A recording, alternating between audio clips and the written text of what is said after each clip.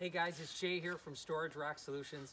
Proud to introduce the world's first 100% recycled poly canoe, kayak, and stand-up paddleboard rack. Now, this comes in a box. In fact, we call it rack in a box. It's shippable all over the world.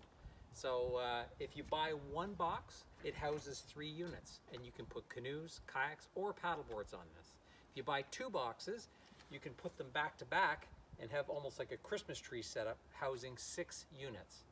Or you could put 4 units on here, and if you have maybe a bigger item like a tin boat, it could go across the top of both racks and almost create like a roof over the whole unit. So very versatile, and the nice thing about them, they're freestanding, so you can move them anywhere.